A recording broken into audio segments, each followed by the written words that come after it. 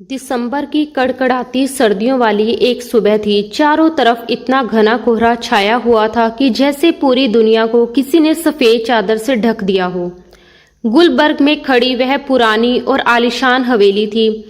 धुंध में आधी छिपी हुई सी लग रही थी। ठंडी हवाएं इतनी तेज और चुभने वाली थी कि बाहर खड़े रहना मुश्किल हो रहा था।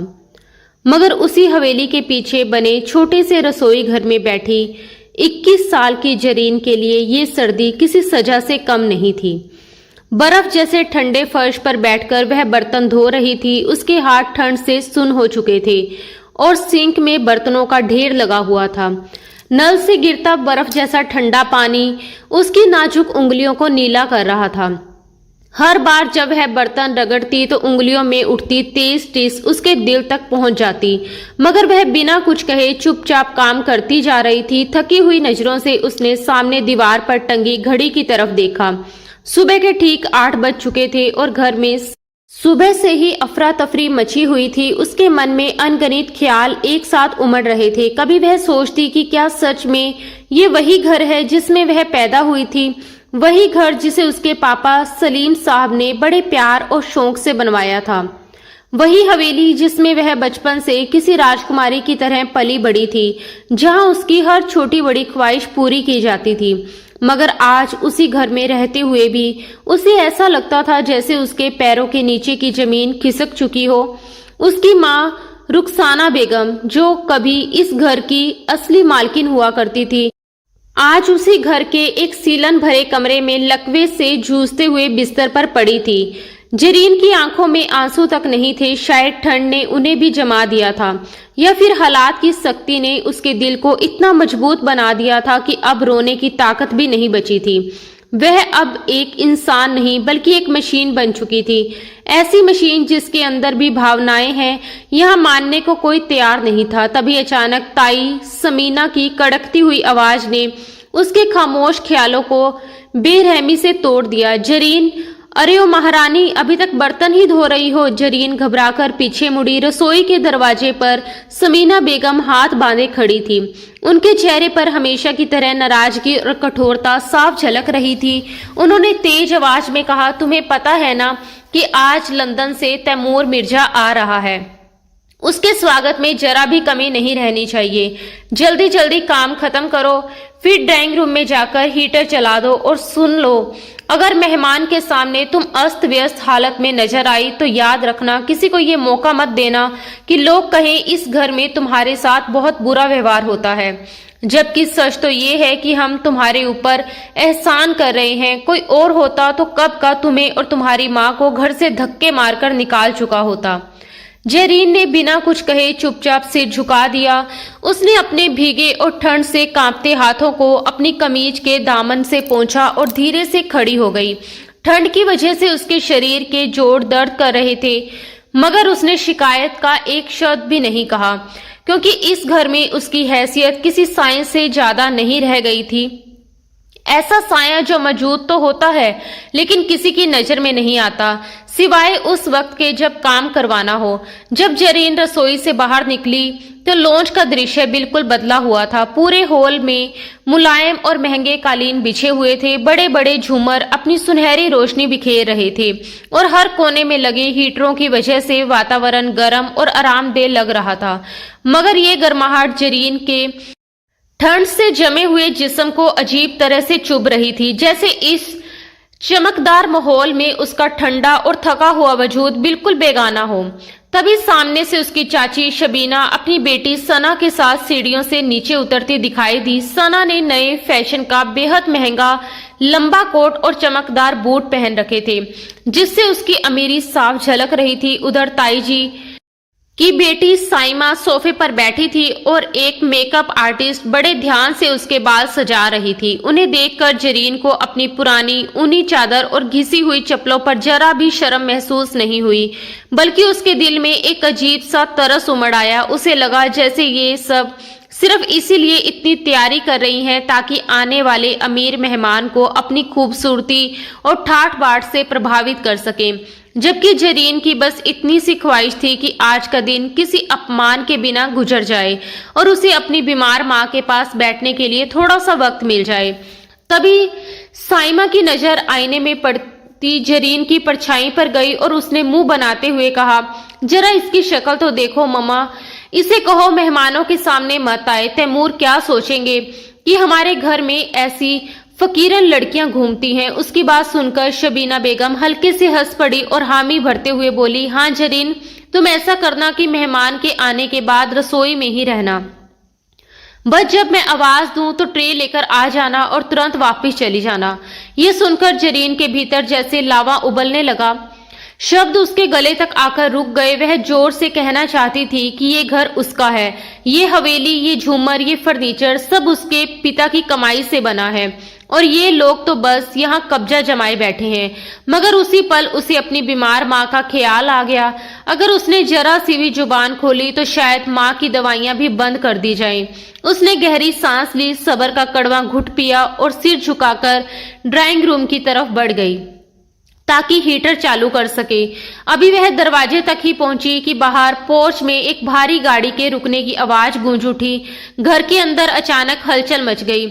आ गए, हाय अल्लाह, मैं तो अभी तैयार भी नहीं हुई। साइमा घबराकर सोफे से उछल पड़ी। समीना और शबीना बेगम तेजी से दरवाजे की तरफ बढ़ी। जरीन का मन हुआ कि वह तुरंत वापस रसोई की तरफ भाग जाए, मगर ताई का दिया हुआ हुक्म उसके कदम रोक चुका था। दरवाजे के पास रखा भारी सजावटी पीतल का गुलदान रास्ते में आ रहा था, इसलिए वह जल्दी से उसे हटाने के लिए आगे बढ़ी, मगर ठंड से उसके हाथ सुन्न हो चुके थे और पकड़ भी कमजोर पड़ चुकी थी। उसी पल जैसे ही मुख्य दरवाजा खुला, बाहर की धुंध के साथ एक लंबा और प्रभावशाली साया भीतर दाखिल हुआ। वह था तैमूर मिर्जा। उसने काला कोट पहन रखा था, गले में मुलायम ऊनी मफलर था, हाथों में गरम दस्ताने और चेहरे पर एक अजीब सी सख्त संजीदगी थी। लगता था जैसे वह लंदन की बर्फीली हवाओं का आदी हो चुका हो। उसकी शख्सियत में इतना रोब और ठहराव था जैसे आसपास की हवा भी कुछ पल के लिए थम गई हो। उसके कदम बेहद मजबूत, संतुलित और आत्मविश्वास से भरे हुए थे। उधर जरीन जैसे ही गुलदान उठाने लगी, उसकी अचानक मौजूदगी से घबरा गई। उसकी सुन्न उंगलियां उस भारी गुलदान का बोझ संभाल नहीं पाई और वह उसके हाथों से फिसलने लगा। इससे पहले कि वह जमीन पर गिरकर तेज आवाज करता, जरीन उसे बचाने के लिए तुरंत आगे झपटी, मगर संतुलन खो बैठी और सीधे तैमूर के सामने जाकर गिर पड़ी। गुलदान तो गिरने से बच गया, मगर उसमें भरा पानी झलक कर तैमूर के चमकते काले बूट्स और पैंट के निचले हिस्से पर जा गिरा। उस पल जैसे समय ठहर गया। कड़ाके की सर्दी में जरीन फर्श पर गिरी हुई थी। उसके घुटने में चोट लग चुकी थी और ठंडा पानी उसके कपड़ों में समा गया था, मगर उसे दर्द से ज्यादा डर महसूस हो रहा था। सामने खड़ा आदमी जरा भी नहीं हिला। तैमूर ने धीरे से नीचे देखा, जहां एक लड़की कांपती हुई फर्श पर पड़ी थी। उसके जूते भीग चुके थे। उसके चेहरे पर कोई भाव नहीं था, ना गुस्सा ना हमदर्दी, बस एक गहरी खामोशी थी। उसने बेहद इम्तिनान से अपना चश्मा उतारा और जरीन की तरफ देखा। पीछे से साइमा और ताई जी घबराई हुई आवाज आई, वेलकम होम तैमूर। मगर तैमूर ने हल्का सा हाथ उठाकर उन्हें चुप रहने का इशारा कर दिया। उसकी नजरें अब भी सिर्फ फर्श पर गिरी जरीन पर टिकी हुई थी। उसकी आवाज ठंडी, सख्त और हुक्म देने वाली थी। उठो। उसकी आवाज भारी और बर्फ जैसी ठंडी थी, ऐसा हुक्म जिसे ठुकराना नामुमकिन था। जरीन लड़खड़ाते हुए खड़ी हुई। गिरने की वजह से उसकी पुरानी ऊनी चादर कंधों से खिसक गई थी, जिसे उसने घबराकर जल्दी जल्दी ठीक किया। उसके हाथ अब भी ठंड से सुन्न थे और दिल इतनी तेज धड़क रहा था कि उसे लग रहा था जैसे सबको उसकी धड़कनों की आवाज सुनाई दे रही हो। वह अपनी नजरें उठाने की हिम्मत नहीं कर पा रही थी। सामने खड़ा शख्स ऐसा था जिसकी मौजूदगी ही किसी दबाव की तरह महसूस हो रही थी। तैमूर ने बेहद सलीके से अपनी जेब से एक साफ रुमाल निकाला और पूरे इम्तिनान से अपने जूतों पर गिरा पानी पोंछने लगा। उसके हर हाव भाव में एक अजीब सा ठहराव और नफासत थी, जैसे उसे जरा भी जल्दी ना हो। फिर उसने सीधा होकर जरीन की तरफ देखा और उसके चेहरे को गौर से परखने लगा, मानो किसी अनजानी किताब के पन्ने पढ़ रहा हो। कुछ पल की खामोशी के बाद उसने सपाट आवाज में कहा, क्या इस घर में चलने के असूल नहीं सिखाए जाते या फिर नजर का कोई मसला है? उसके लहजे में कोई ऊंची आवाज नहीं थी, मगर शब्दों की धार इतनी तीखी थी कि वह सीधे दिल पर लगती थी। वह ताना नहीं मार रहा था, बल्कि ऐसे पूछ रहा था जैसे सामने वाले की पूरी शख्सियत को परख रहा हो। जरीन को उस पल ऐसा महसूस हुआ जैसे जमीन फट जाए और वह उसमें समा जाए। शर्म, डर और बेबसी सब मिलकर उसके भीतर तूफान मचा रहे थे, मगर उसने खुद को संभाला और धीरे धीरे सर उठाकर पहली बार उस अजनबी आदमी को गौर से देखा जो उसके सामने खड़ा था। तैमूर की आंखें गहरी झील जैसी थी, उनमें कोई भाव पढ़ पाना मुश्किल था। वह सिर्फ देख रहा था, जैसे सामने खड़ी लड़की के भीतर छुपी हर परत को समझ लेना चाहता हो। उसी पल जरीन के अंदर दबा हुआ आत्मसम्मान जैसे अचानक जाग उठा। बरसों से सहते सहते जो चिंगारी बुझने के करीब थी, वह इस कटु लहजे से फिर से भड़क उठी। उसने धीरे से कहा, माफ कीजिएगा, मेरे हाथ ठंड से सुन है। आपके जूते खराब करने का मेरा कोई इरादा नहीं था, मैं तो सिर्फ रास्ता साफ कर रही थी। और जहां तक नजर की बात है, कभी कभी धुंध इतनी गहरी होती है कि इंसान को अपनी मजबूरी के सिवा कुछ दिखाई ही नहीं देता।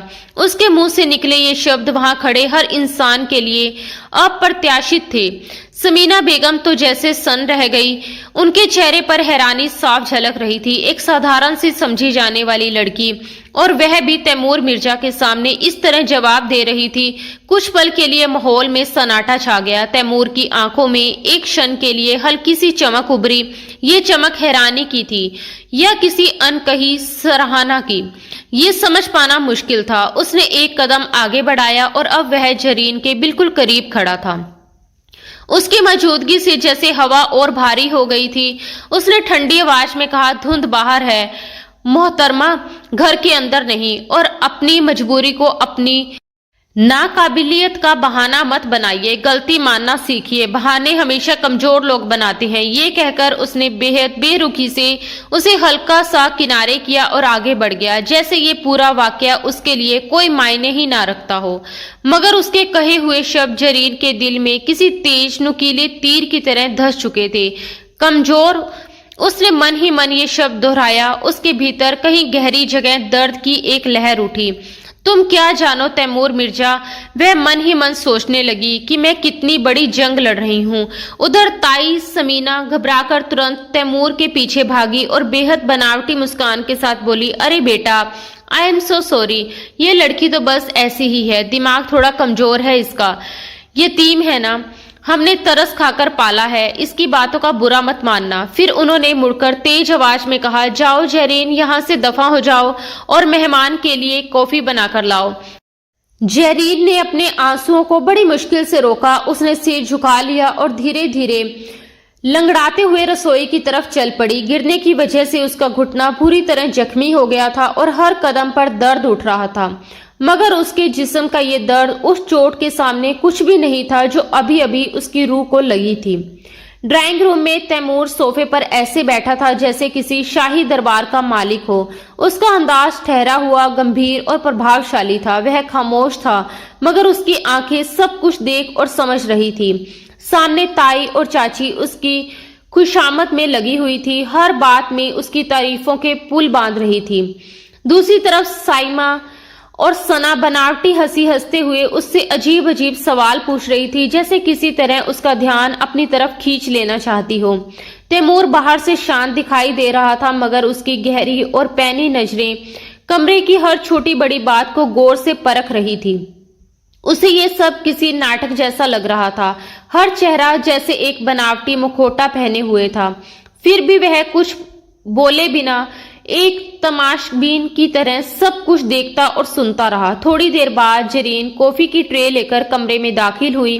जैसे ही वह अंदर आई, उसे तुरंत महसूस हुआ कि तैमूर की नजरें उस पर टिक गई हैं।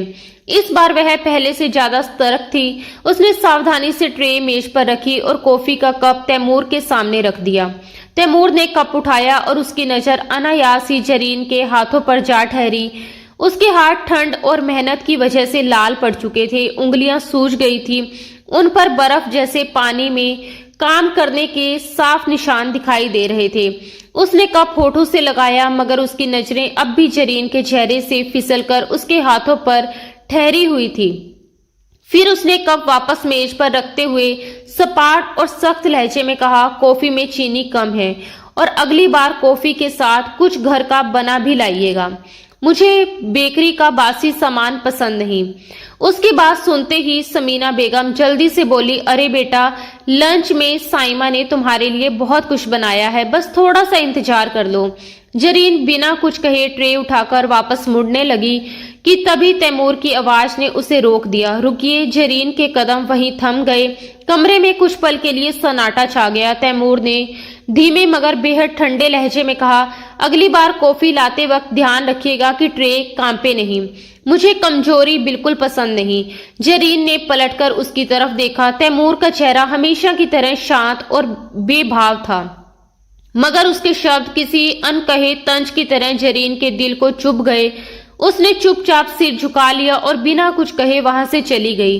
दोपहर के वक्त जब खाने का समय हुआ तो बड़ा सा मेज तरह तरह के लजीज पकवानों से सजा हुआ था। तैमूर मेज के सिरहाने वाली कुर्सी पर बैठा था और बाकी सब लोग उसके आसपास बैठे थे। साइमा और सना दोनों उसकी प्लेट में खाना परोसने के लिए जैसे होड़ लगा रही थी। ये कढ़ाई मैंने बनाई है तैमूर, साइमा ने मुस्कुराते हुए झूठ बोला। और ये मिठाई मैंने बनाई है, सना ने भी गर्व से दावा किया। दोनों ने एक दूसरे की तरफ चोरी छिपे नजर डाली, क्योंकि दोनों ही जानती थी कि ये सब झूठ है। असल में ये सब पकवान किसी और ने बनाए थे। तैमूर खामोशी से खाना खाता रहा। वह हर निवाले को ध्यान से चख रहा था, जैसे स्वाद के साथ साथ सच्चाई भी परख रहा हो। खाना बेहद ही स्वादिष्ट और संतुलित बनाया हुआ था। कमरे के एक कोने में खड़ी जरीन ये सब चुपचाप देख और सुन रही थी। सुबह से जले हुए हाथों और थके हुए जिस्म के साथ उसने ये सारा खाना तैयार किया था, मगर उसके मेहनत का सारा श्रेय कोई और ले रहा था। अचानक तैमूर ने चम्मच मेज पर रख दिया और अपनी नजरें साइमा की तरफ उठाई। उसकी आंखों में हल्की सी जिज्ञासा थी और होठों पर एक नपी तुली मुस्कान। इस कढ़ाई में आपने कौन सा खास मसाला इस्तेमाल किया है? उसने बेहद शांत लहजे में पूछा। इसका स्वाद आम रेसिपी जैसा नहीं है, काफी रिवायती और संतुलित है। उसके शब्द तारीफ जैसे लग रहे थे, मगर उसकी नजरों में साफ जांच पड़ताल थी। साइमा एकदम से हड़बड़ा गई। वह कुछ पल तक चुप रही, फिर जल्दी से बोली, वो बस शान के मसाले और थोड़ा सा दही डाल दिया था। तैमूर ने हल्का सा भौं उठाया और प्लेट की तरफ देखते हुए बोला, दही? इस डिश में तो आमतौर पर टमाटर की बेस होती है, दही डालने से तो ये फट जाती है। दिलचस्प। उसके होठों पर हल्की सी तंज भरी मुस्कान आई और वह दोबारा खाने में लग गया। साइमा का चेहरा एकदम फीका पड़ गया, जबकि शबीना और समीना ने तुरंत बात बदलने की कोशिश की, मगर माहौल की अजीब सी जेम छुप नहीं सकी। तैमूर समझ चुका था कि ये हाथ असल में खाना बनाने वाले नहीं हैं, मगर उसने किसी का पर्दाफाश नहीं किया। वह जानना चाहता था कि इस पर्दे के पीछे असली हाथ किसका है। रात काफी गहरी हो चुकी थी, बाहर धुंध और भी घनी हो गई थी और पूरी हवेली पर एक अजीब सा सन्नाटा उतर आया था। तैमूर को नींद नहीं आ रही थी। वह अपने कमरे से बाहर निकला और धीरे धीरे सीढ़ियां उतरते हुए नीचे आ गया। चलते चलते वह घर के पिछले हिस्से की ओर बढ़ा। तभी उसकी नजर एक हल्की सी रोशनी पर पड़ी। वह कोई स्टोर रूम नहीं था, बल्कि पुराना सा बरामदा था, जिसे शीशे लगाकर बंद कर दिया गया था। तैमूर उत्सुकता से खिड़की के पास जाकर खड़ा हो गया। अंदर का दृश्य देखते ही उसके कदम वहीं रुक गए। हीटर की हल्की रोशनी में फर्श पर वही लड़की जरीन बैठी हुई थी। उसके कंधों पर वही पुरानी ऊनी चादर थी, मगर इस वक्त वह ना बर्तन धो रही थी, ना कोई काम कर रही थी। उसके सामने एक बड़ा कैनवस रखा था और हाथ में ब्रश था। वह पेंटिंग बना रही थी। उसके चेहरे पर दिन भर की थकान या बेबसी नहीं थी, बल्कि एक अजीब सा गहरा सुकून था, जैसे वह इस दुनिया से बिल्कुल अलग किसी और ही दुनिया में खो गई हो। कैनवस पर गहरे नीले और काले रंगों से वह एक उफनता हुआ तूफान बना रही थी। उस तूफान के बीच एक अकेली नाव थी, जो डूब नहीं रही थी, बल्कि हर लहर से लड़ती हुई आगे बढ़ रही थी। शीशे के उस पार खड़ा तैमूर सांस रोके उसे देखता रहा। ये लड़की सचमुच एक पहेली है। दिन में वही डरी सहमी सी नौकरानी जो कांपते हाथों से कॉफी परोसती है, और रात में वही लड़की एक कलाकार बन जाती है जो अपने ब्रश से तूफान रच देती है। तैमूर की नजरें उसके चेहरे पर टिक गई। उसकी आंखों में गहरी वीरानी थी, मगर उसके हुनर में एक ऐसी आग थी जो बता रही थी कि उसके भीतर कितना कुछ दबा हुआ है। तैमूर ने महसूस किया कि इस लड़की के अंदर बहुत कुछ ऐसा है जिसे इस हवेली की दीवारों के पीछे दबाकर रखा गया है। वह कुछ देर तक वहीं खड़ा रहा, बिल्कुल खामोश, तमाशबीन की तरह, और फिर धीरे से वापस मुड़ गया। उसके दिल में एक फैसला जन्म ले चुका था। वह इस लड़की की असली कहानी जरूर जानेगा। वह यहाँ एक कारोबारी समझौते और तयशुदा शादी के इरादे से आया था, मगर उसे अंदाजा भी नहीं था कि उसका सामना एक बागी दिल से होने वाला है। एक ऐसा बागी जो इस वक्त अपनी ही सल्तनत में कैदी बनकर जी रहा था। दिसंबर की जमा देने वाली रातें जितनी लंबी थी, जरीन के लिए उतनी ही सब्र आजमाने वाली भी थी। पिछले एक हफ्ते में इस घर की पूरी तस्वीर बदल चुकी थी। तैमूर मिर्जा के आने से हवेली के सारे नियम और तौर तरीके उलट पुलट हो गए थे, मगर इस बदलाव का सबसे भारी बोझ जरीन के कंधों पर आ पड़ा था। उसके लिए तैमूर कोई ख्वाबों का शहजादा या प्रिंस चार्मिंग नहीं था, बल्कि एक नई मुसीबत था। एक घमंडी, अकड़ू और अमीर लंदन वाला साहब जिसके नखरे उठाते उठाते उसकी कमर टूट जाती थी। जरीन को उससे सख्त चिढ़ होने लगी थी। जब भी वह सामने आता, उसकी आंखों में एक अजीब सा भाव होता, जैसे वह जरीन को किसी माइक्रोस्कोप के नीचे रखकर परख रहा हो। और जरीन के लिए वह बस एक और अमीर आदमी था जिसे अपनी दौलत और अपनी खूबसूरत शख्सियत पर बहुत नाज था। अपनी इज्जत और खुददारी को बचाने के लिए वह उससे जितना हो सके दूर रहना चाहती थी, मगर मुश्किल ये थी कि तैमूर को कॉफी सिर्फ जरीन के हाथ की ही पसंद थी, और ये बात ताई समीना के लिए किसी मुसीबत से कम नहीं थी। मजबूरी ये थी कि मेहमान को नाराज भी नहीं किया जा सकता था। तैमूर का रोज का एक तयशुदा रूटीन बन गया था कि सुबह जल्दी घर से निकल जाना, शहर के बड़े आर्किटेक्ट्स और बिजनेस पार्टनर्स के साथ मीटिंग्स करना, अलग अलग साइट्स का मुआयना करना, और फिर शाम ढलते ढलते वापस हवेली लौट आना। उसकी वापसी का वक्त जैसे पूरे घर के लिए किसी छोटे त्योहार से कम नहीं होता था। शाम होते ही हवेली में अजीब सी हलचल शुरू हो जाती। साइमा और सना दिन भर या तो पार्लरों में वक्त बिताती या बाजारों में शॉपिंग करती, ताकि शाम को तैमूर के सामने कोई नया अंदाज, नया लिबास और नई अदाएं पेश कर सके। उस दिन भी शाम के करीब 7 बज रहे थे। लॉन्च में हीटर जल रहा था और हल्की गर्माहट पूरे कमरे में फैल रही थी। जेरीन एक कोने में खड़ी पर्दों की सलवटें ठीक कर रही थी। तभी मुख्य दरवाजा खुला और तैमूर अंदर दाखिल हुआ।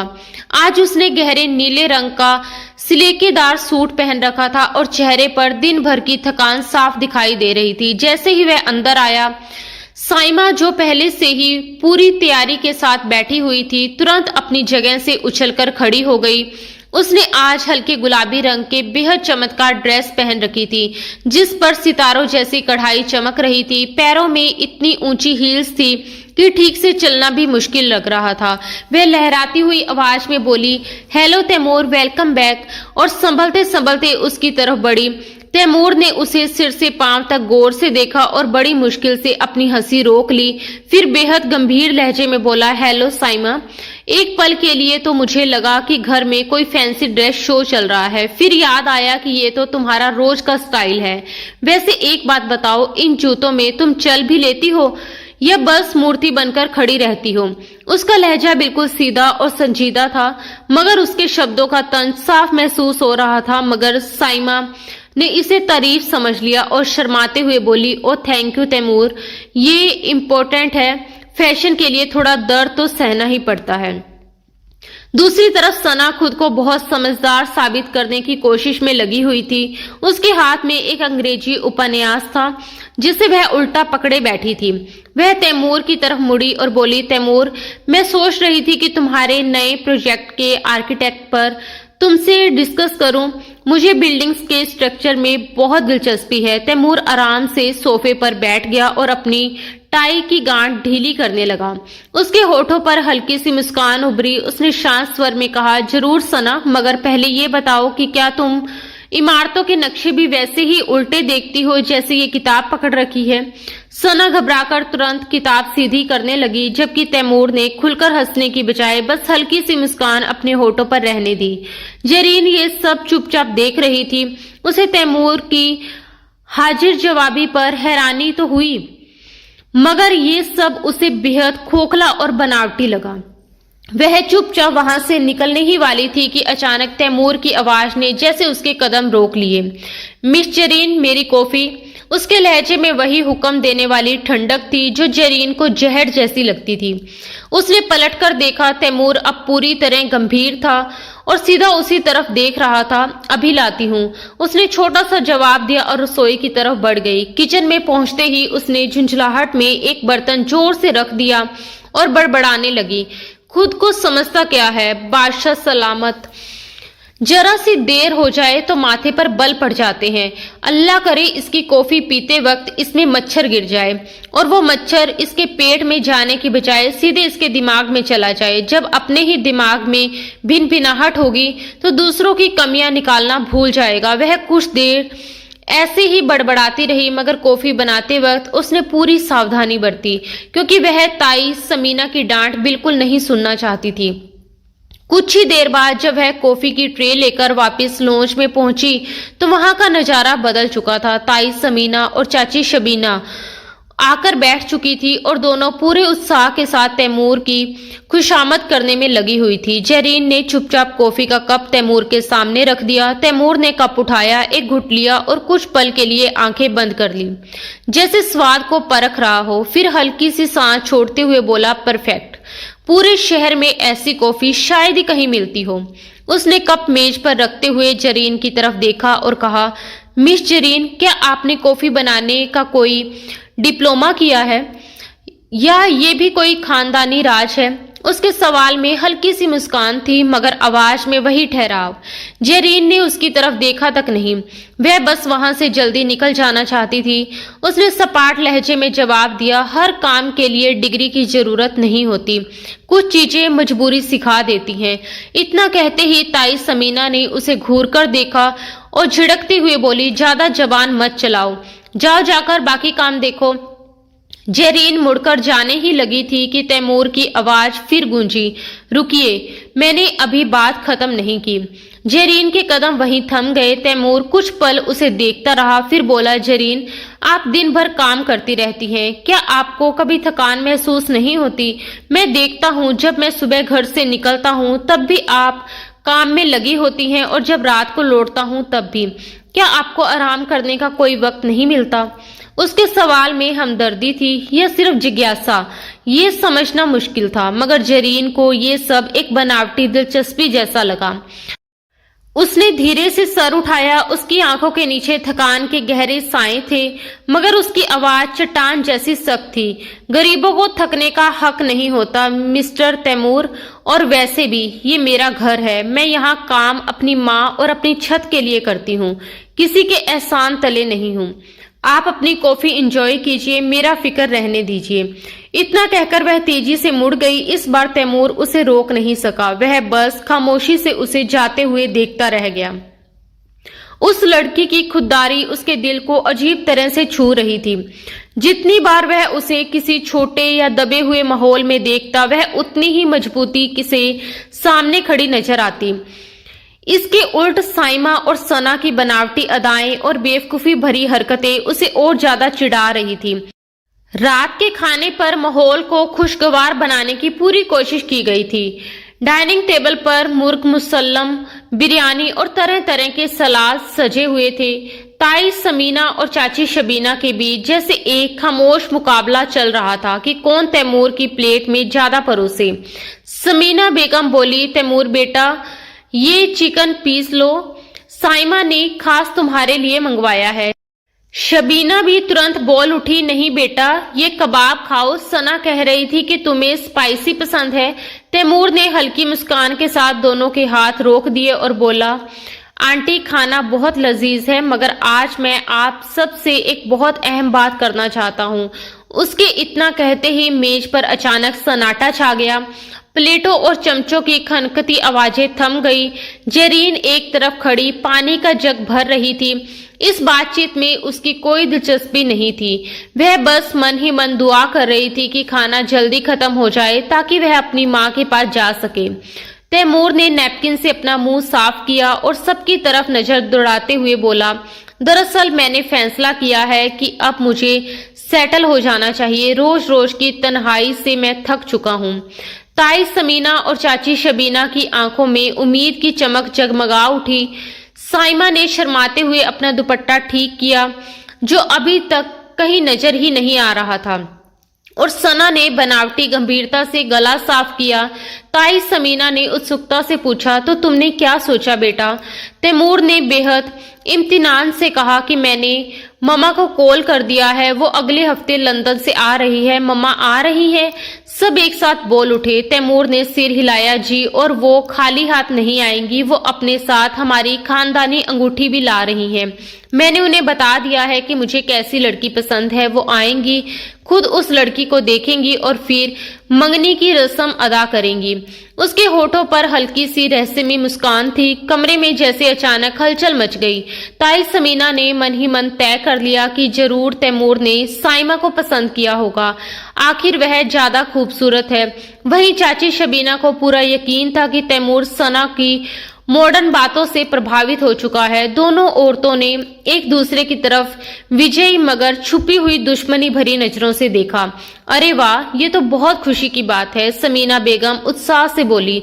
तुम्हारी मम्मा को तो हम सराखों पर बिठाएंगे, मगर बेटा ये तो बताओ कि तुमने उन्हें किसके बारे में बताया है? कोई इशारा तो दो। तैमूर ने पानी का गिलास उठाया और एक घुट लिया। उसी पल उसकी नजर अनायास ही जेरीन की तरफ उठी, जो बिल्कुल बेपरवाह से दीवार की तरफ देख रही थी, जैसे इस पूरी बातचीत में उसका कोई लेना देना ही ना हो। इस खबर से उसे जरा भी फर्क नहीं पड़ता था। तैमूर हल्की सी मुस्कान के साथ बोला, मैंने मम्मा से कहा है कि मुझे ऐसी लड़की चाहिए जो सिर्फ घर सजाना ही ना जानती हो, बल्कि घर संभालना भी जानती हो, जो हीरे जवाहरात की नुमाइश ना करे, बल्कि जिसका किरदार ही खुद हीरे की तरह चमके। और मुझे पूरा यकीन है कि मेरी पसंद पर मम्मा भी अपनी मोहर लगा देंगी। आप लोग बस तैयारी रखिए। उसकी इस बात ने ताई और चाची दोनों को उलझन में डाल दिया। घर संभालना और अच्छा किरदार, दोनों को लगा कि ये सारी खूबियां तो उनकी बेटियों में कूट कूट कर भरी हुई है। साइना ने मन ही मन फैसला कर लिया कि अब उसे किचन में जाकर फोटो खिंचवाने होंगे ताकि तैमूर को लगे कि वह कितनी घरेलू लड़की है। वही सना ने तय कर लिया कि वह तैमूर के सामने बेहद धार्मिक बनने का नाटक करेगी। जेरीन ने दिल ही दिल में एक ठंडी सांस ली। शुक्र है, अगर इसकी शादी हो गई तो शायद ये इस घर से चला जाएगा या अपनी बीवी को लेकर अलग हो जाएगा, बस मेरी जान छूटे। उसने मन ही मन सोचा। उसे तैमूर की बातों में अपने लिए कोई इशारा नजर नहीं आया, क्योंकि उसके हिसाब से तैमूर जैसा अमीर और घमंडी इंसान कभी भी एक नौकरानी को पसंद करने की गलती नहीं कर सकता था। खाने के बाद जब जेरीन रसोई में बर्तन समेट रही थी, तैमूर पानी पीने के बहाने किचन में आ गया, मगर जेरीन ने उसे पूरी तरह नजरअंदाज करते हुए अपना काम जारी रखा। तभी तैमूर ने अचानक कहा, तैयार रहना जेरीन। जेरीन चौंक कर उसकी तरफ मुड़ी। किस लिए? बर्तन तो मैं धो रही हूँ, और क्या तैयारी करनी है? तैमूर हल्के से हंसा और बोला, मेहमानों की आमद की, घर में रौनक लगने वाली है। और हाँ, मेरी कॉफी में चीनी थोड़ी कम रखा करो, जिंदगी में पहले ही बहुत मिठास आने वाली है। इतना कहकर वह एक पहेली जैसा जुमला उछालते हुए वहां से चला गया और जेरीन वहीं खड़ी रह गई। उसके माथे पर बल पड़ गए। पागल आदमी, उसने बड़बड़ाते हुए सिर झटक दिया। पता नहीं किस बेचारी की किस्मत फूटने वाली है जो इस मगरूर इंसान के साथ बंधेगी। उसे क्या पता था कि तैमूर की जिंदगी की असली मिठास उसी के हाथों की बनी कॉफी से जुड़ी हुई है। उधर लॉन्च में ताई और चाची ने अपनी अपनी बेटियों को ट्रेनिंग शुरू कर दी थी। साइमा, कल से तुम सुबह जल्दी उठोगी और तैमूर के सामने नमाज पढ़ोगी, ताई ने हुक्म दिया। और सना, तुम कल से जींस नहीं पहनोगी, सलवार कमीज निकालो, चाची ने सख्त हिदायत दी। हवेली अब किसी जंग के मैदान जैसी लगने लगी थी। उधर तैमूर अपने कमरे में खिड़की के पास खड़ा था। उसके हाथ में कॉफी का कप था और वह नीचे आंगन में फैली धुंध और टिमटिमाती रोशनियों को देख रहा था। उसने धीमे से खुद से कहा, बहुत जल्द मिस जरीन, आपको पता चल जाएगा कि तैमूर मिर्जा क्या चीज है। आप जिस पिंजरे में कैद हैं उसकी चाबी मेरे पास है। उसके होठों पर हल्की सी मुस्कान आ गई। जंग का बेगुल बज चुका था और आने वाला हफ्ता फैसला करने वाला था। पूरे शहर पर दिसंबर की वह रात किसी आफत की तरह उतरी थी। आसमान जैसे फट पड़ा था और मूसलाधार बारिश कहर बनकर बरस रही थी। तेज हवाओं के झोंके हवेली की खिड़कियों से टकरा रहे थे, जैसे अंदर घुसने की जिद कर रहे हो। मगर हवेली के पिछवाड़े बने जर्जर कमरे में इससे भी बड़ा तूफान उठा हुआ था। जरीन की मां रुखसाना बेगम, जो कई सालों से फालिज की मार झेलते हुए खामोशी में पड़ी थी, अचानक बुरी तरह तड़पने लगी थी। उनकी सांसें उखड़ रही थी, चेहरा नीला पड़ चुका था और वे हवा के लिए मछली की तरह झटपटा रही थी। जरीन की हालत पागलों जैसी हो गई थी। उसने माँ का सर अपनी गोद में थाम रखा था। उसके आंसू लगातार गिर रहे थे। अम्मी, हिम्मत रखो अम्मी, मैं भी डॉक्टर को लेकर आती हूँ, आपको कुछ नहीं होगा। उसकी कांपती आवाज कमरे में गूंज रही थी। उसने माँ को तकिए का सहारा दिया, जल्दी से दुपट्टा सर पर लिया और भागती हुई बाहर निकल पड़ी। आंगन में पानी भर चुका था और बारिश की बूंदें किसी तेज सुई की तरह चुभ रही थी। मगर जरीन को कुछ महसूस ही नहीं हो रहा था। वह दौड़ते हुए मुख्य इमारत के दरवाजे तक पहुंची और जोर जोर से दरवाजा पीटने लगी। अंदर गहरा सन्नाटा था। सब लोग गहरी नींद में सो रहे थे। ताई जान, खुदा वास्ते दरवाजा खोलिए। चाची जान, मेरी माँ मर रही है, मुझे गाड़ी की चाबी दे दीजिए या एम्बुलेंस को फोन करने दीजिए। उसकी चीखें बारिश के शोर में दबती जा रही थी। वह लगातार अपनी मुट्ठियों से भारी लकड़ी का दरवाजा पीटती रही। काफी देर बाद जब उसकी उम्मीदें टूटने लगी थी, तब जाकर दरवाजा थोड़ा सा खुला। सामने ताई समीना का नींद से भरा और चिड़ा हुआ चेहरा नजर आया। उन्होंने झुंझलाकर कहा, ये क्या मुसीबत है जरीन? आधी रात को क्यों तमाशा मचा रखा है? जिन भूतों की तरह क्यों चिल्ला रही हो? और फिर सख्ती से उसे डांट दिया। जरीन लगभग उनके पैरों में गिरने ही वाली थी। वह कांपती आवाज में बोली, ताईजान, अम्मी की सांस रुक रही है, खुदा के लिए ड्राइवर को बुला दीजिए या गाड़ी की चाबी दे दीजिए, हमें तुरंत अस्पताल जाना है वरना वो मर जाएगी। ताई ने उसे तिरस्कार भरी नजर से देखा और फिर आसमान की ओर देखते हुए झुंझलाकर बोली, पागल हो गई हो क्या? इतनी भयानक बारिश में ड्राइवर कहाँ जाएगा? और गाड़ी अभी अभी सर्विस से आई है, मैं उसे कीचड़ में खराब नहीं करवाऊंगी। ये तुम्हारी माँ का रोज का ड्रामा है। जाओ, जाकर उन्हें गर्म पानी पिला दो, सुबह देखा जाएगा। इतना कहकर उन्होंने बेरहमी की सारी हदें पार करते हुए दरवाजा जरीन के मुंह पर बंद कर दिया। जरीन वहीं पत्थर की तरह खड़ी रह गई। उसे यकीन ही नहीं हो रहा था कि कोई इंसान इतना जालिम भी हो सकता है। कुछ पल बाद उसने फिर दरवाजा पीटना शुरू कर दिया और पुकारने लगी, चाची, साइमा, कोई तो है, खुदा का खौफ करो। मगर अंदर से अब कोई जवाब नहीं आया, बल्कि बत्ती भी बुझा दी गई। मायूस और टूटे हुए दिल के साथ जरीन बारिश में भीगती हुई वापस पोर्च की ओर दौड़ी। उसने सोचा शायद गेट खोलकर सड़क पर पहुंच जाए और कोई रिक्शा ही मिल जाए। हालांकि इस भयानक तूफान में ये लगभग नामुमकिन था। वह तेजी से गेट की ओर भाग रही थी कि अचानक कीचड़ में उसका पैर फिसल गया और वह मुंह के बल जमीन पर गिर पड़ी। उसके घुटने और कोहनियां छिल गई, कपड़े कीचड़ से लथपथ हो गए और वह वहीं जमीन पर बैठकर फूट फूट कर रोने लगी। उसने आसमान की ओर देखकर फरियाद की, या अल्लाह, कोई मदद भेज दे, मेरी माँ को बचा ले। उसकी पुकार जैसे बारिश और तूफान के शोर को चीरती हुई ऊपर तक पहुंच गई। तभी अचानक अंधेरे को चीरती हुई तेज हेडलाइट की रोशनी उसके चेहरे पर पड़ी। गेट खुला और तैमूर की काली गाड़ी तेजी से अंदर दाखिल हुई। तैमूर आज एक लेट नाइट मीटिंग से लौट रहा था। पोर्च के फर्श पर बारिश में भीगी हुई एक लड़की को देखकर उसने तुरंत ब्रेक लगा दिए। वह गाड़ी से उतरा नहीं, बल्कि लगभग छलांग लगाकर बाहर आया। कुछ ही पलों में बारिश ने उसका महंगा सूट पूरी तरह भिगो दिया। जरीन, उसने हैरानी और सदमे से उसे देखते हुए कहा, तुम यहाँ क्या कर रही हो? जरीन ने भीगी आंखों से उसकी ओर देखा। उस पल उसे तैमूर में कोई घमंडी अमीर आदमी नहीं बल्कि उम्मीद की एक किरण नजर आई।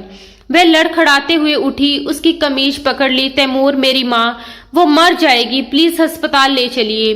ताई ने दरवाजा नहीं खोला, उसकी आवाज हिचकियों में टूट रही थी। तैमूर का चेहरा एक ही पल में गुस्से से तमतमा उठा। उसने एक नजर बंद दरवाजे की तरफ डाली, फिर जरीन का हाथ थामकर उसे सहारा दिया और दृढ़ आवाज में कहा, चलो मेरे साथ। उसने ना कोई सवाल किया, ना कोई सफाई मांगी। वह जरीन के साथ दौड़ता हुआ पिछवाड़े वाले कमरे तक गया।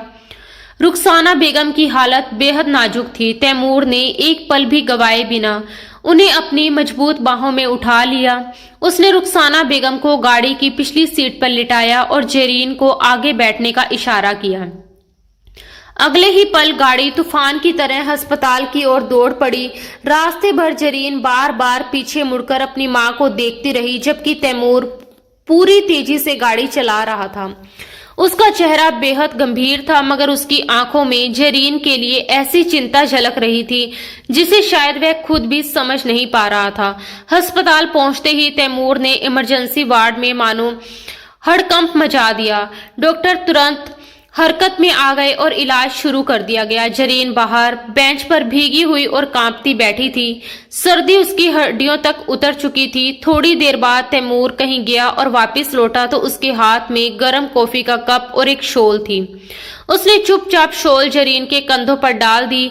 जरीन ने चौंक कर उसकी ओर देखा। तैमूर ने धीरे से कहा, पी लो, तुम्हें हिम्मत की जरूरत है। उसकी आवाज बेहद नरम थी। वही तैमूर जो हमेशा तंज करता था, मगर आज उसकी आवाज में अजीब सी नरमी और मरहम थी। थोड़ी देर बाद डॉक्टर बाहर आए और गंभीर स्वर में बोले कि मरीज अब खतरे से बाहर है, लेकिन उनकी हालत बेहद कमजोर है।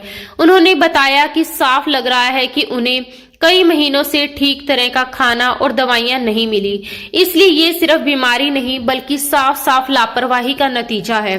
डॉक्टर ने यह भी कहा कि अगर उन्हें अस्पताल लाने में आधा घंटा भी और देरी हो जाती तो शायद उन्हें बचाया नहीं जा सकता था। डॉक्टर के ये शब्द जरीन के दिल पर भारी पत्थर की तरह आ गिरे। वह भीतर से शर्म और दर्द से भर गई, मगर तैमूर की मिठियां गुस्से से कस गई। उसने दृढ़ आवाज में डॉक्टर से कहा, डॉक्टर, अब किसी तरह की लापरवाही नहीं होगी। आप उनका सबसे अच्छा इलाज शुरू कीजिए।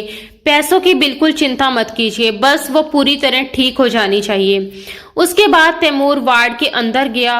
रुखसाना बेगम आधी बेहोशी की हालत में थी। तैमूर उनके सिरहाने खड़ा हुआ और बेहद नरम आवाज में बोला, आंटी, आप फिक्र मत कीजिए, आपके बुरे दिन खत्म हो गए हैं। अब आपका बेटा आ गया है। दरवाजे पर खड़ी जरीन ये सब सुन रही थी। उसे समझ नहीं आया कि तैमूर खुद को उनका बेटा क्यों कह रहा है और वह अचानक इतना दयालु क्यों हो गया है। मगर उस पल उसके दिल में तैमूर के लिए गहरी कृतज्ञता भर गई। उसने सोचा कि शायद ये आदमी बाहर से जितना सख्त और घमंडी दिखता है, अंदर से उतना ही इंसानियत से भरा हुआ है। अगली सुबह सूरज निकलते ही हवेली में एक नया हंगामा खड़ा हो गया। रात की घटना की खबर ताई और चाची तक पहुंच चुकी थी, लेकिन शर्मिंदा होने की बजाय वे इस बात पर नाराज थी कि तैमूर जरीन और उसकी मां को अस्पताल ले गया था। हालांकि उन्हें अपनी सफाई देने का ज्यादा मौका नहीं मिला, क्योंकि आज घर में एक बहुत बड़ा दिन था। तैमूर की मां बेगम मुमताज मिर्जा लंदन से आ रही थी। पूरे घर को दुल्हन की तरह सजाया गया था। ताई और चाची ने अपनी बेटियों को ऐसे तैयार किया था जैसे वे किसी हुस्न के मुकाबले में जा रही हों। साइमा ने लाल रंग का खूबसूरत शरारा पहना हुआ था, जबकि सना ने हल्के नीले रंग का फैंसी गाउन पहन रखा था। दोनों के चेहरे पर बनावटी मुस्कानें सजी हुई थी।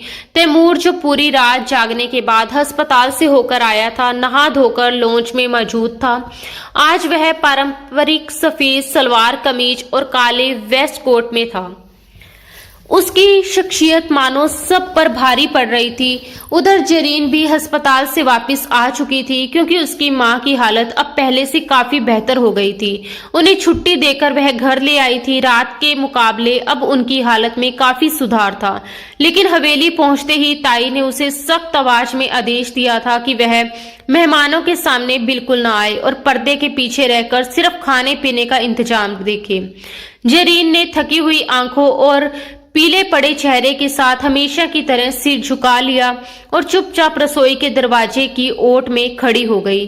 तभी बाहर गाड़ी का हॉर्न बजा और बेगम मुमताज मिर्जा बड़ी शान और गरिमा के साथ हवेली के अंदर दाखिल हुई।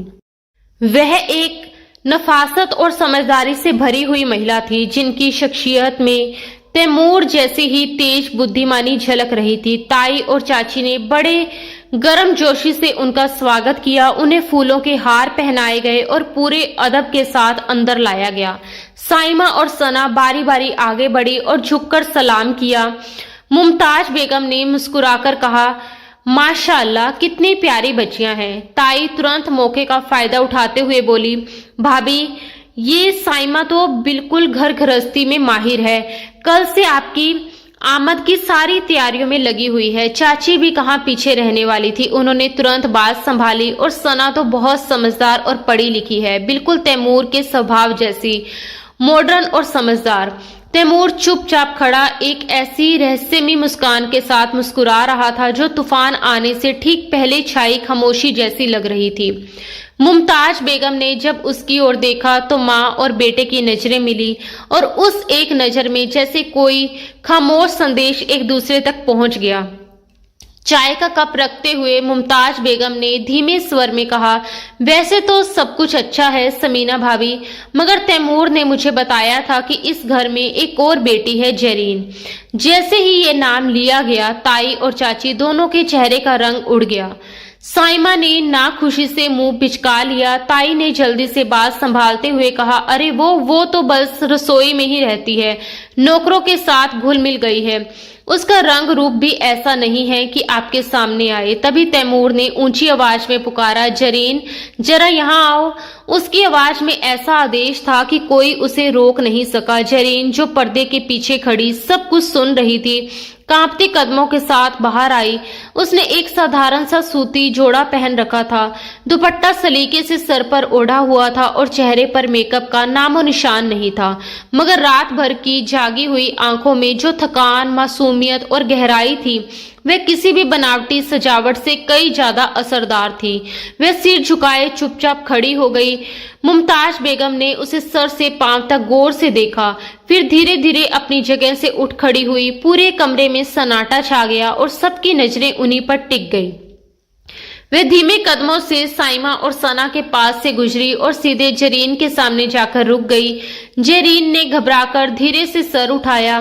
मुमताज बेगम ने बड़े स्नेह से उसके सर पर हाथ रखा और नरम आवाज में बोली, हीरे को चाहे जितनी भी मिट्टी में दबा दो, उसकी चमक छिप नहीं सकती। फिर उन्होंने अपने पर्स से एक पुरानी मखमली डिबिया निकाली। ये देखकर ताई और चाची की सांसें जैसे थम गई। मुमताज बेगम ने डिबिया खोली तो उसमें एक बेहद कीमती पारिवारिक पन्ना और हीरे की अंगूठी चमक रही थी। उन्होंने जरीन का दायां हाथ अपने हाथ में लिया। जरीन के हाथ खुरदरे और ठंडे थे। उसकी उंगलियों पर हल्का सा जला हुआ निशान भी था। मुमताज बेगम ने उस हाथ को प्यार से चूमा और सबके सामने वो अंगूठी जरीन की तीसरी उंगली में पहना दी। जरीन का मुंह हैरानी से खुल गया, उसकी आंखें फैल गई। उसे लगा जैसे वह कोई सपना देख रही हो। कमरे में जैसे बम फट गया हो। ताई समीना का चेहरा एकदम काला पड़ गया। वह कुर्सी की पीठ पकड़कर खड़ी रह गई जैसे उनके पैरों से जान निकल गई हो। चाची शबीना के हाथ से प्लेट गिरते गिरते बची, जबकि साइमा और सना के चेहरों से हवाइयां उड़ने लगी। ताई चीखती हुई बोली, ये आप क्या कर रही हैं भाभी? इस 2 टके की लड़की को, हमारे घर की नौकरानी को तैमूर की पत्नी बनाएंगी? अब तक शांत खड़ा तैमूर आगे बढ़ा और उसने जरीन के कंधे पर मजबूती से हाथ रखकर उसे अपने पास कर लिया। उसकी आवाज गूंजती हुई ठोस थी, ये नौकरानी नहीं बल्कि इस घर की असली वारिस है ताईजान, और सिर्फ घर की ही नहीं, ये तैमूर मिर्जा के दिल की भी वारिस है। मुझे गुड्डियों को सजाने का शौक नहीं है, मुझे एक सच्चा हमसफर चाहिए। और वो मुझे उस बारिश वाली रात कीचड़ में लथपथ अपनी माँ के लिए तड़पती हुई मिली थी, ना कि मेकअप की परतों के पीछे। जरीन ने भीगी पलकों से तैमूर की ओर देखा। उसकी आंखों में अब वह तंज और घमंड नहीं था, बल्कि एक अजीब सा अपनापन और जिम्मेदारी झलक रही थी। जरीन अभी भी हैरान खड़ी थी। उसकी उंगली में चमकती अंगूठी उसे भारी लग रही थी, लेकिन तैमूर का साथ उसे कई ज्यादा मजबूत महसूस करवा रहा था। ये उसकी जिंदगी का सबसे बड़ा झटका था और उसके विरोधियों के लिए एक करारा सबक था। हवेली के ड्राइंग रूम में जैसे समय थम सा गया था। मुमताज बेगम के हाथों से पहनाई गई वह हीरे की अंगूठी जरीन की खुरदरी उंगलियों में सितारों की तरह चमक रही थी, मगर उसकी चमक ने ताई समीना और चाची शबीना की आंखों को चकाचौंध कर दिया था। उनके दिलों में जलन की आग भड़का दी। कमरे में पसरा हुआ सन्नाटा किसी आने वाले तूफान का संकेत दे रहा था, जिसे ताई समीना की भारी चीख ने तोड़ दिया। ये हरगिज नहीं हो सकता, ये धोखा है। जरूर इस लड़की ने तुम लोगों पर कोई जादू कर दिया है। एक नौकरानी आपके घर की बहू बनेगी, और मेरी साइमा का क्या? हमने बरसों से इस रिश्ते का इंतजार किया है। गुस्से और अपमान से ताई का चेहरा उदास हो चुका था और वह पूरी तरह आपे से बाहर हो चुकी थी। तैमूर, जो अब तक जरीन के कंधे से कंधा मिलाकर एक मजबूत दीवार की तरह खड़ा था, एक कदम आगे बढ़ा। उसके चेहरे पर फैली ठंडी मुस्कान गुस्से से कई ज्यादा डरावनी लग रही थी। उसने धीमी मगर गूंजती आवाज में कहा, बस बहुत हो गया ताईजान। रिश्तों का इंतजार नहीं किया जाता, रिश्तों का सम्मान किया जाता है, और वह आपने कभी नहीं किया। हॉल में एक अजीब सी खामोशी छा गई। तैमूर ने सबकी ओर देखते हुए आगे कहा, आप लोग जिस लड़की को नौकरानी कह रही हैं, वह आज से मिस्टर तैमूर मिर्जा की पत्नी है, और मेरी पत्नी की बेइज्जती मेरी अपनी बेइज्जती है। उसके इन शब्दों के साथ जैसे फैसला सुनाया जा चुका था, सना और साइमा के चेहरे एकदम सफेद पड़ गए। वे हारे हुए कदमों से अपने अपने कमरे की ओर चली गई। अब उन्हें वह बनावटी रूप भी उतारकर फेंकना था, जिसे उन्होंने जबरदस्ती अपने ऊपर ओढ़ रखा था। उसी दिन और उसी समय पास की मस्जिद से मौलवी साहब को बुला लिया गया। जरीन अब भी सदमे और खुशी के मिले जुले एहसास में डूबी हुई थी। उसे समझ ही नहीं आ रहा था कि ये सब सच है या वह कोई सपना देख रही है। उसने वही साधारण सा सूती जोड़ा पहन रखा था, लेकिन जब मुमताज बेगम ने अपने सर से लाल दुपट्टा उतारकर उसके सर पर रखा तो उसका चेहरा चौदहवीं के चांद की तरह दमक उठा। फिर वह पल आया जब तीन छोटे से शब्द कबूल है, कबूल है, कबूल है ने जरीन की पूरी तकदीर बदल दी। निकाह बेहद सादगी से हुआ। गवाह के तौर पर हवेली के पुराने नौकर मौजूद थे, जिनकी आंखें खुशी से नम हो गई थी। उन्होंने अपनी आंखों से उस मासूम लड़की पर बरसों तक होते जुल्म देखे थे, और आज जब उसकी जिंदगी में खुशियों ने दस्तक दी थी तो वे भी भावुक हो उठे। हर नौकर ने दिल से दुआ मांगी कि अब उसकी जिंदगी खुशियों से भर जाए। दूसरी तरफ ताई, चाची और उनकी बेटियां कमरे के कोने में खड़ी जैसे मातम मना रही थी। निकाह के तुरंत बाद तैमूर ने ऐलान किया कि वह जरीन और रुखसाना बेगम को लेकर अपने नए घर जा रहा है। ये सुनकर ताई समीना ने मन ही मन राहत की सांस ली। उन्हें लगा कि चलो मुसीबत टल गई, हवेली तो उनके ही पास रहेगी। उन्होंने सोचा कि तैमूर भले हाथ से निकल गया, मगर अब वे अपनी बेटियों के लिए किसी और अमीर घराने का रिश्ता ढूंढ लेंगी। लेकिन उन्हें ये नहीं पता था कि तैमूर अभी अपना आखिरी पत्ता खेलना बाकी रखे बैठा है। जरीन ने कांपते हाथों से अपनी मां को व्हीलचेयर पर बिठाया। रुखसाना बेगम की आंखों में अब होश की हल्की सी चमक लौट आई थी। पिछली रात से ही उनकी तबीयत में सुधार आने लगा था। उनके चेहरे पर भी धीरे धीरे रौनक लौट रही थी और बीमारी काफी हद तक काबू में आ चुकी थी। आज उन्हें भी ये एहसास हो गया था कि उनकी बेटी, जिसने बरसों तक इन लोगों के जुल्म और ताने सहन किए थे, आखिरकार आज आजाद हो रही है और उसकी जिंदगी में अब खुशियों का नया सवेरा आने वाला है। बेटी की इस खुशी को देखकर रुखसाना बेगम की आंखों से आंसू बह निकले। उन्होंने कांपते हाथों से बेटी के सर पर हाथ रखा और उसे ढेर सारी दुआएं दी। तैमूर खुद आगे बढ़ा और व्हीलचेयर संभाल ली। जब वे सब पोर्च तक पहुंचे तो बारिश थम चुकी थी, हवा धुली हुई थी और उसमें एक ताजा खुशबू घुली हुई थी, जैसे नई शुरुआत का पैगाम दे रही हो। तैमूर ने जरीन को गाड़ी में बिठाया और खुद ड्राइविंग सीट संभाल ली। जैसे ही गाड़ी हवेली के फाटक से बाहर निकली, जरीन ने पीछे मुड़कर उस घर को देखा, वही घर जहां उसने बचपन से जवानी तक सिर्फ दुख, ताने और तकलीफें ही झेली थी। मगर आज वह वहां से सर उठाकर जा रही थी एक नई जिंदगी की ओर। करीब आधे घंटे की ड्राइव के बाद गाड़ी डिफेंस के एक बेहद शांत और खूबसूरत इलाके में बने एक आधुनिक शैली के बंगले के सामने आकर रुकी। ये घर उस पुरानी हवेली की तरह रहस्यमय और बंद नहीं था, बल्कि खुला, उजला और हवादार था। चारों तरफ फैला हरा भरा लॉन, जिसमें ताजा खिले लाल और गुलाबी गुलाब हवा के साथ झूम रहे थे, पूरे माहौल को महका रहे थे। ऐसा लग रहा था जैसे ये घर किसी नई शुरुआत का स्वागत करने के लिए सजा हो। गाड़ी रुकते ही घर का स्टाफ बड़े आदर और गर्मजोशी के साथ बाहर आया और सबने झुककर उनका स्वागत किया। तैमूर ने बिना देर किए सबसे पहले रुखसाना बेगम का ध्यान रखा। उसने खुद आगे बढ़कर व्हीलचेयर संभाली और उन्हें बड़े एहतियात से उस कमरे तक पहुंचाया जो खास तौर पर उनके लिए तैयार किया गया था। वह कमरा बेहद आरामदायक और रोशनी से भरा हुआ था, जहां 2 नर्सें पहले से मौजूद थी और डॉक्टरों की टीम भी उनकी हालत देखने के लिए तैयार खड़ी थी। डॉक्टरों ने रुखसाना बेगम का तुरंत चेकअप किया और तैमूर को भरोसा दिलाया कि अब उन्हें किसी तरह की चिंता करने की जरूरत नहीं है, क्योंकि अब मरीज पूरी तरह सुरक्षित हाथों में है और जल्द ही उनकी सेहत और बेहतर हो जाएगी। मां को इतने सुकून और देखभाल में देखकर जरीन की आंखों से आंसू अपने आप बह निकले। उसे यकीन ही नहीं हो रहा था कि जिस माँ के लिए वह कल रात तक दर दर भटक रही थी, आज वही माँ इतनी इज्जत और आराम के साथ इलाज पा रही है। कुछ देर बाद जब उसे तसल्ली हो गई कि रुखसाना बेगम सुरक्षित है, तो वह धीरे धीरे बाहर लॉन्च की ओर चली आई। लॉन्च बेहद सलीके से सजा हुआ था, बड़ी खिड़कियों से धूप अंदर आ रही थी और हल्की खुशबू पूरे कमरे में फैली हुई थी। वहां तैमूर पहले से खड़ा था और जैसे वह उसी का इंतजार कर रहा हो। जैसे ही जरीन अंदर आई, तैमूर ने उसकी तरफ देखा और हल्की मुस्कान के साथ बोला, खुशामदीद मिसेज मिर्जा। ये शब्द सुनते ही जरीन के कदम जैसे ठिठक गए। वह अभी भी इस नए रिश्ते और नई जिंदगी को समझने की कोशिश कर रही थी। वह हल्की झिझक के साथ आगे बढ़ी और धीरे से सोफे पर बैठ गई।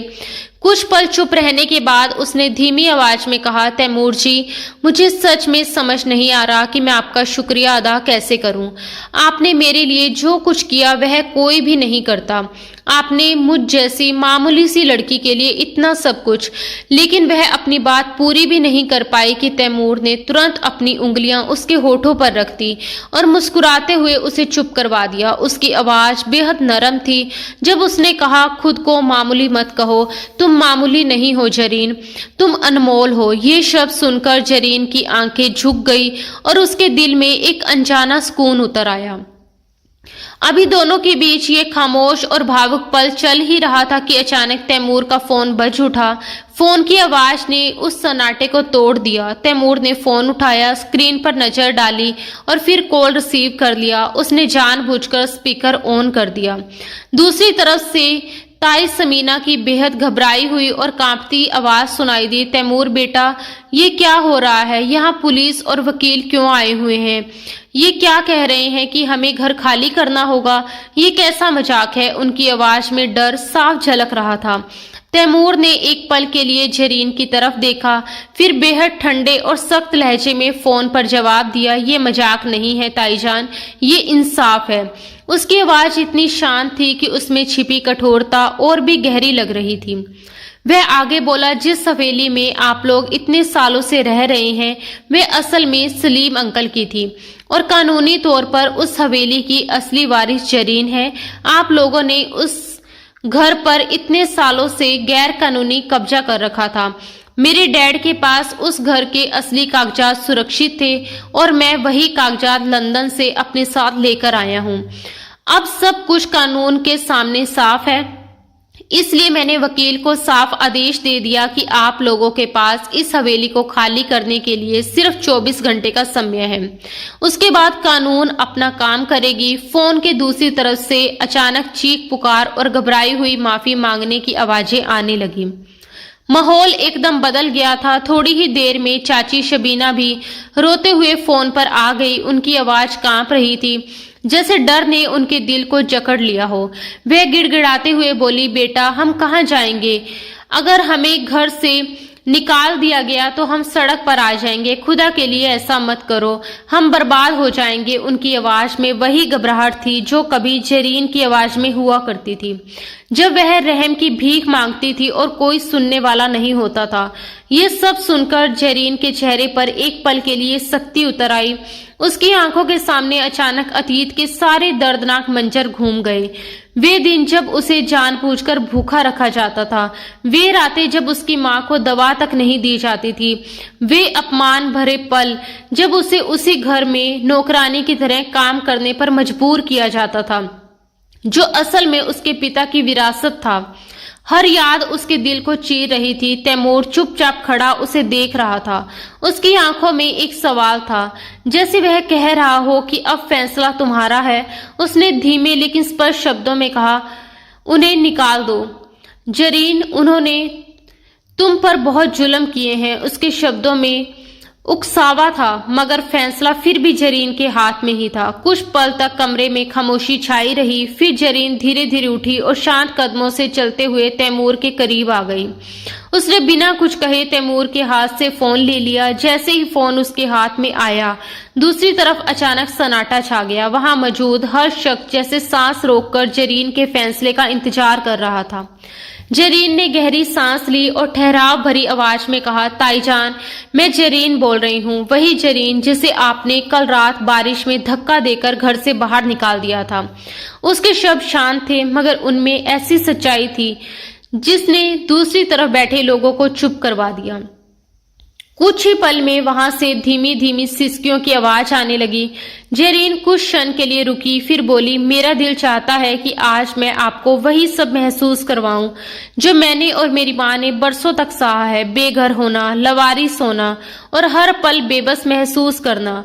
ये कहते हुए उसकी आंखों में दर्द भी था और ताकत भी थी। तैमूर अपनी पत्नी को गौर से देख रहा था। उसकी आंखों में गर्व और प्यार साफ झलक रहा था। लेकिन अगले ही पल जरीन ने गहरी सांस ली और अपनी आवाज को और स्थिर करते हुए कहा, लेकिन मैं सलीम साहब की बेटी हूँ और मेरा दिल आप लोगों जैसा नहीं है। मुझे वह हवेली नहीं चाहिए, क्योंकि वह घर अब मेरे लिए सिर्फ दर्द और अपमान की याद बन चुका है। मुझे मेरा असली घर मिल चुका है और मेरा घर वह है जहाँ मेरा रक्षक मेरे साथ खड़ा है। उसने एक पल के लिए तैमूर की तरफ देखा, फिर फोन पर बोली, आप लोग उसी हवेली में रहिए, लेकिन बस इतना याद रखिएगा कि ये घर अब आपकी ताकत नहीं बल्कि मेरी दी हुई खैरात है। उसी लड़की की खैरात जिसे आप 2 टके की समझते थे। ये कहकर जरीन ने बिना कोई और शब्द कहे फोन काट दिया।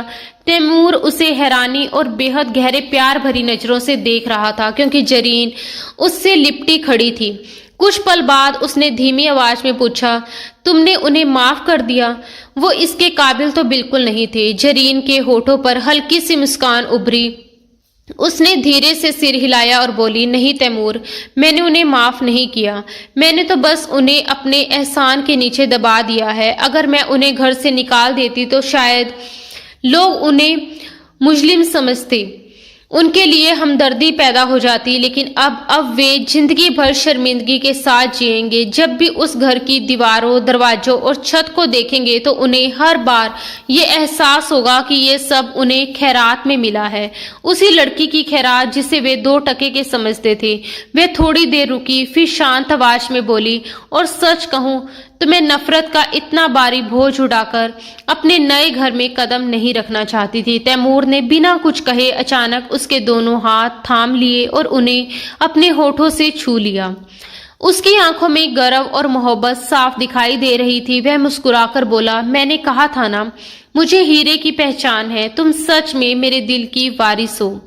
रात पूरी तरह भीग चुकी थी। नए घर की छत पर हल्की हल्की बूंदाबांदी हो रही थी, बिल्कुल वैसे ही बारिश जैसे उनकी पहली मुलाकात के वक्त हुई थी। मगर उस रात की बारिश में दर्द था और आज की बारिश में सुकून। तैमूर और जरीन छत की रेलिंग के पास खड़े थे। जरीन ने एक खूबसूरत शॉल ओढ़ रखी थी और तैमूर ने उसे अपने बाजुओं के घेरे में ले रखा था। सामने पूरा शहर रोशनी से नहाया हुआ चमक रहा था। तैमूर ने झुककर धीरे से फुसफुसाया, जरीन। जरीन ने पलके उठाकर उसकी तरफ देखा। जी। तैमूर ने उसकी आंखों में देखते हुए पूछा, तुम्हें पता है मैंने तुम्हें अपना दिल कब दिया था? जरीन ने मासूमियत से सिर हिलाया। तैमूर हल्का सा मुस्कुराया और बोला, उस पहली रात जब तुम मेरे महंगे जूतों पर गिर पड़ी थी। जरीन ने तुरंत शरारत से भौहें चढ़ाई और सच, तैमूर हंस पड़ा। नहीं, उस वक्त तो मुझे तुम पर बहुत गुस्सा आया था। असल में मुझे तुमसे प्यार तब हुआ जब मैंने तुम्हें उस टूटी हुई खिड़की के पास छुपकर पेंटिंग करते हुए देखा था। तुम अपने कैनवास पर तूफान बना रही थी, लेकिन तुम्हारे चेहरे पर अजीब सा सुकून था। उस पल मैंने सोचा कि जो लड़की इतने दुखों और तकलीफों के बीच रहकर भी अपनी कला को मरने नहीं देती, वह कितनी मजबूत होगी। उसी वक्त मैंने तय कर लिया था कि मुझे ऐसी ही जीवन संगिनी चाहिए जो मेरी बेरंग दुनिया में सच्चे रंग भर सके। जरीन की आंखों में हल्की नमी चमक उठी। वह धीमी से बोली, मुझे तो लगा था कि आपको साइमा या सना जैसी मॉडर्न लड़कियां पसंद आएंगी। मैं तो बहुत साधारण हूँ। तैमूर ने तुरंत उसका चेहरा अपने हाथों में थाम लिया। उसकी आवाज में गहराई थी। सादगी ही तो सबसे बड़ा आकर्षण होती है जरीन। तुम उस कॉफी की तरह हो जिसमें चीनी भले कम हो, मगर उसकी खुशबू और असर बहुत देर तक रहता है। बाकी लड़कियां सोडा वाटर जैसी थी, थोड़ी देर शोर मचाया और फिर सब खत्म। लेकिन तुम सुकून हो। और तैमूर मिर्जा को अब जिंदगी में सिर्फ सुकून चाहिए। वह थोड़ा झुककर उसके करीब आया और धीमे से बोला, और अभी इसी वक्त मुझे उस सुकून की जरूरत है जो सिर्फ तुम मुझे अपनी बाहों में समेट कर दे सकती हो। उसकी बात सुनकर जरीन के गाल शर्म से लाल हो गए। तभी तैमूर ने अपनी जेब से एक छोटी सी चीज निकाली। वह वही पेंट ब्रश था जिसे जरीन उस रात इस्तेमाल कर रही थी। तैमूर ने मुस्कुराकर कहा, ये मैंने वहीं से चुरा लिया था। जरीन हैरानी से बोली, क्यों? तैमूर ने शरारती अंदाज में जवाब दिया, ताकि मैं अपनी जिंदगी का कैनवस तुम्हारे हवाले कर सकूं। जरीन, क्या तुम मेरे बेरंग दिनों को अपने रंगों में सजा दोगी? जरीन ने मुस्कुराते हुए वह ब्रश लिया और हल्के से तैमूर के सीने पर रख दिया। फिर बोली, मैं कोई बहुत बड़ी आर्टिस्ट तो नहीं हूँ तैमूर साहब, मगर वादा करती हूँ कि आपकी जिंदगी में कभी उदासी का सलेटी रंग नहीं आने दूंगी। तैमूर ने उसे और करीब खींच लिया। इस बीच बारिश थोड़ी तेज हो गई थी, मगर दोनों को उसकी बिल्कुल परवाह नहीं थी। तैमूर ने उसके कान के पास झुककर फुसफुसाया, वैसे एक बात कहूँ? जी, जरीन ने धीरे से पूछा। तैमूर मुस्कुराया और बोला, अब कॉफी में चीनी मत डालना, क्योंकि तुम्हारे आने से मेरी जिंदगी में मिठास वैसे ही आ चुकी है। मुझे कॉफी अब भी कड़वी ही पसंद है। ये सुनकर जरीन खिलखिलाकर हंस पड़ी। उसकी हंसी की खनक बारिश की आवाज के साथ घुलकर एक खूबसूरत राग बन गई थी। दूर कहीं हवेली में अब भी सन्नाटा पसरा हुआ था, लेकिन यहाँ दो दिलों के दीपक जल चुके थे जो अब किसी भी आंधी से बुझने वाले नहीं थे। ये कहानी एक टूटी हुई लड़की की थी जो अब एक रानी बन चुकी थी, और एक घमंडी राजकुमार की जो आखिरकार प्यार का फकीर बन गया था। आखिर में जीत प्यार की हुई और नफरत को हमेशा के लिए हार मिली। दोस्तों, अब आप जरूर बताइए कि आज की ये कहानी आपको कैसी लगी। अपने विचार और भावनाएं कमेंट बॉक्स में जरूर साझा करें, क्योंकि आपके कमेंट हमें और बेहतर कहानियां लाने की प्रेरणा देते हैं। अगर ये कहानी आपको पसंद आई हो तो इसे लाइक करना बिल्कुल ना भूलें। आपकी एक छोटी सी लाइक हमारे लिए बेहद मायने रखती है। और अगर आपको ऐसे ही दिल को छू लेने वाली कहानियां, रोमांटिक और प्यारी प्यारी कहानियां सुनना अच्छा लगता है तो हमारे चैनल से जुड़े रहिए। हम आपके लिए लगातार नई नई और खूबसूरत कहानियां लेकर आते रहेंगे। तो दोस्तों, अब इजाजत दीजिए। बहुत जल्दी मुलाकात होगी अगली किसी नई दिलचस्प और रोमांटिक कहानी के साथ। धन्यवाद दोस्तों। राधे राधे।